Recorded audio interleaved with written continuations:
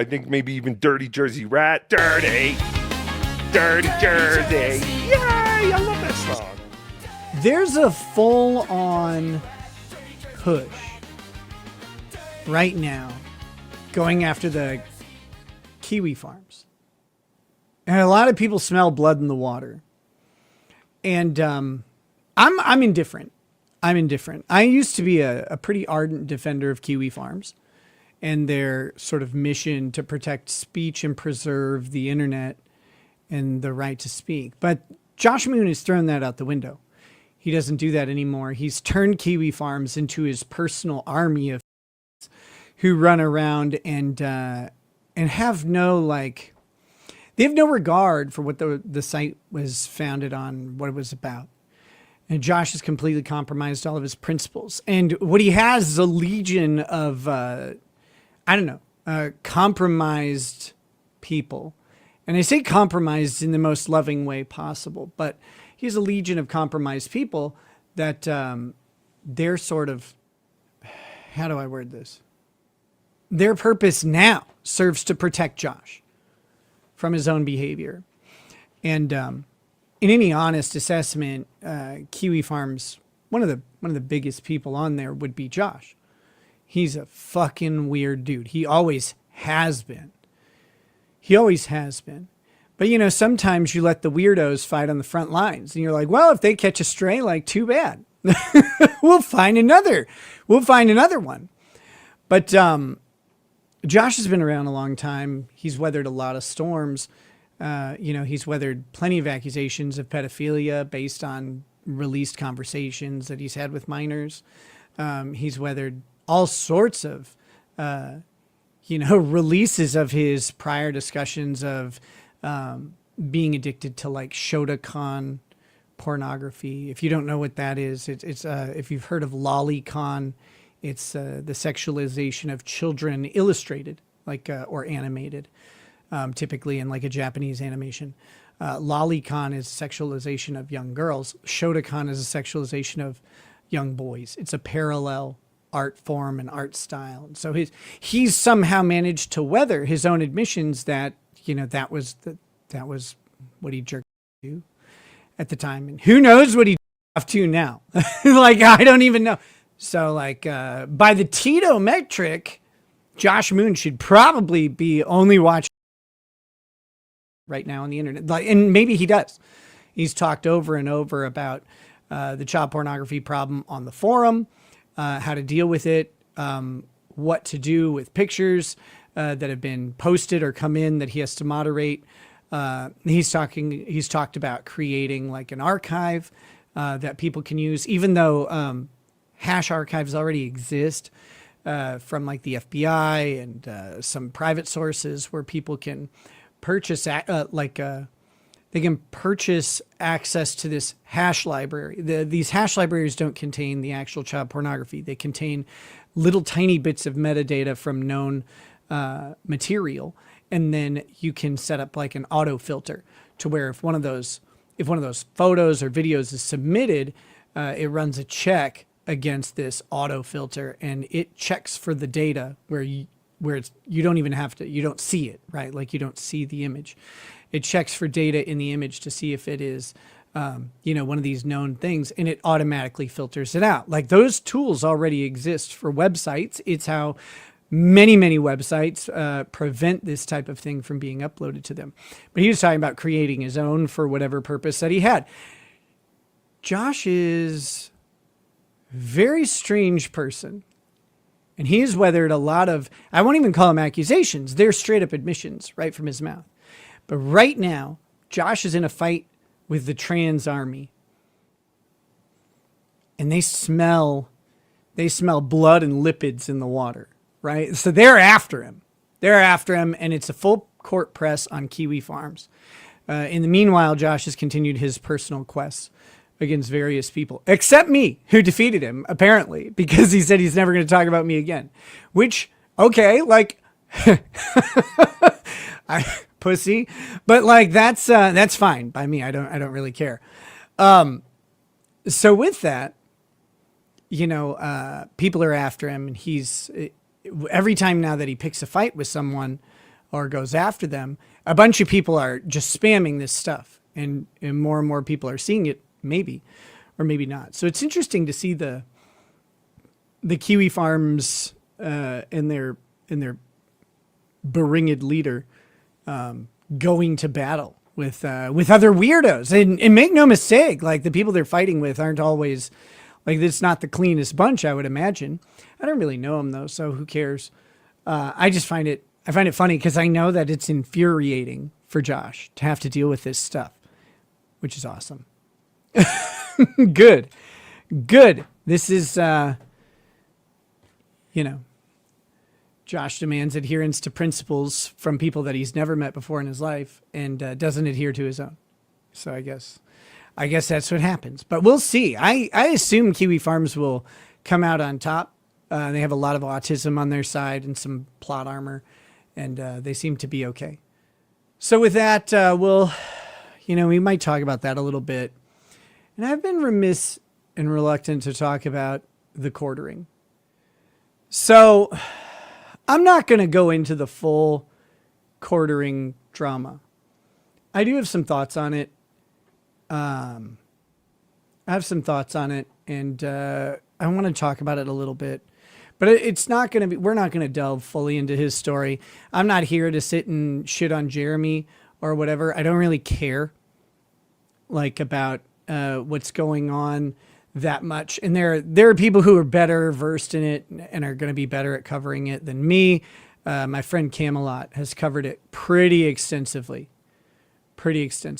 Mach 5 Johnny says, serious question. What is the big deal with Jeremy from TheQuatering? What's the beef with him? I don't have beef with Jeremy at all.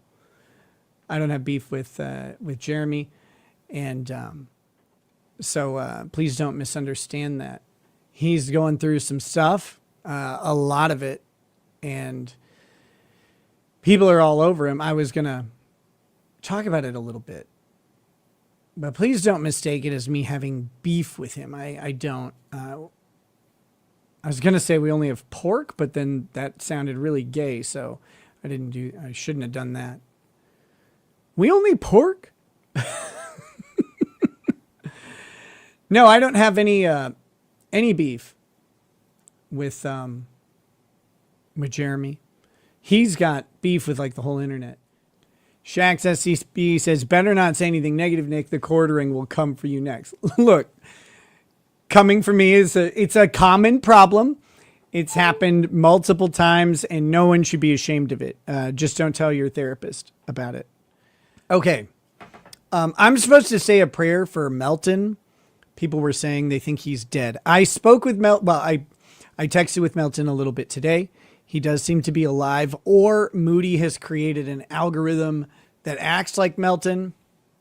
He had the same casual dismissiveness of everything I had to say about him and to him, as he always does. So Moody's algorithm seems pretty good. It's a pretty good response tool, and I'm proud of it. Patrick Melton is dead, I will confirm, but he lives on the internet. So with that, no, I hope he comes back. Too many jokes in one line. I hope he makes it back to the internet. His back injury seems to be pretty bad, and it is what it is. But for what it's worth, I think he's one of the few people that's consistently really funny, whether you know what his subject is or not.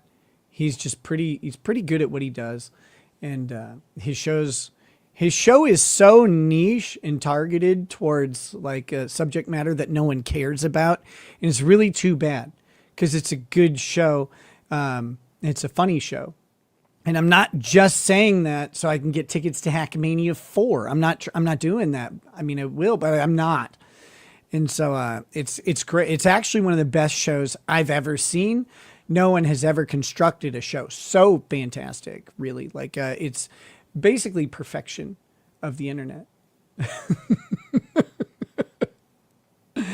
No, I like him. I like Melton, which is probably the worst thing I can do to him is be a one-sided friendship with him and let the taint of my, aura rub off on him and ruin his life. I mean, since meeting me, he's gotten into a quagmire of a lawsuit, and now he's so injured he can't even do his show. He's learning what happens. He's learning what happens when you get just a little dose of my runoff, we'll say. I didn't really get around too much talking about Josh Moon and TheQuatering. Here, we'll just do this. Josh Moon is out there calling anyone and everyone he can a pedophile.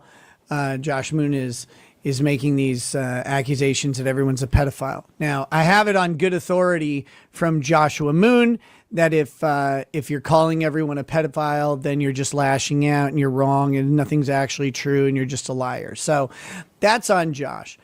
I mentioned the Kiwi Farms drama because I think it's funny that Kiwi Farms is going through all of this, basically this fire that's happening. People smell blood in the water and they're going after them. Josh seems to be unraveling around this. We'll see if they live or die. I don't particularly care. I don't like Josh anymore. That should be no secret. And I think the Kiwi Farms has completely lost its mission and purpose. But I don't have any personal desire to see the website stay up or go down. I don't care either way. I think it's funny that he's going through it. I think it's funny that he's pretending not to be stressed out.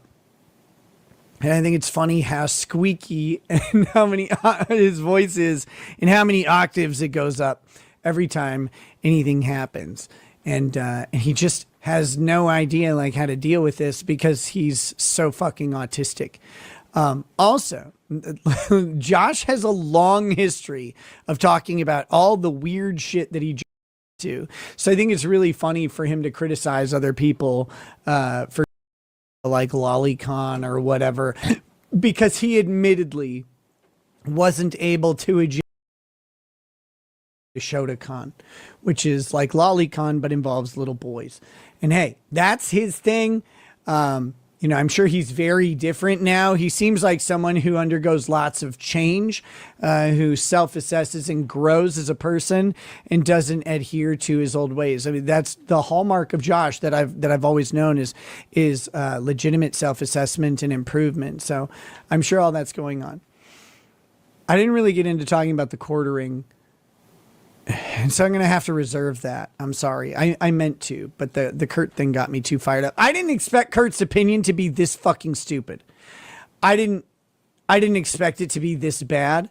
I thought he was just going to go through and give kind of like a choppy legal analysis and be like, okay, this is funny. This is so bad and so awful. I don't even really know how to approach it.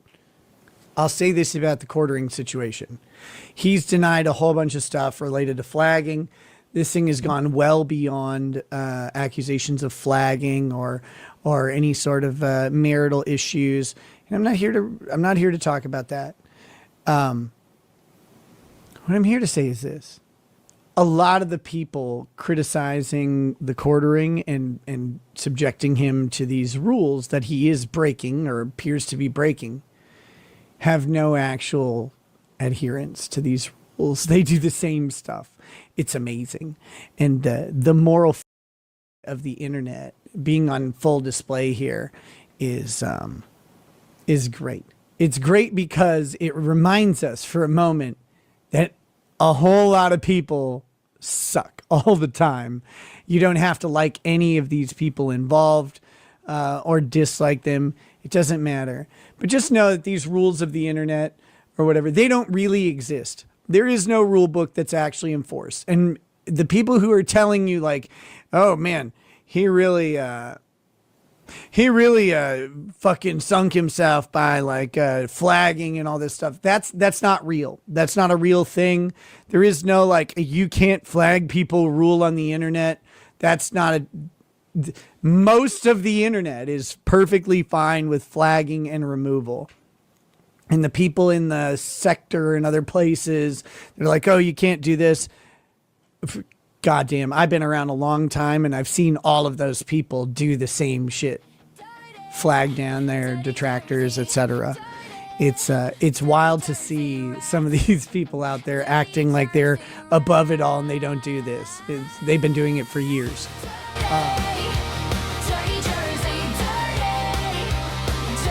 Oh, and hey, Adam. Hey, Dirty Rat. Dirty Rat's a good boy. He is. Check him out on the YouTube channel.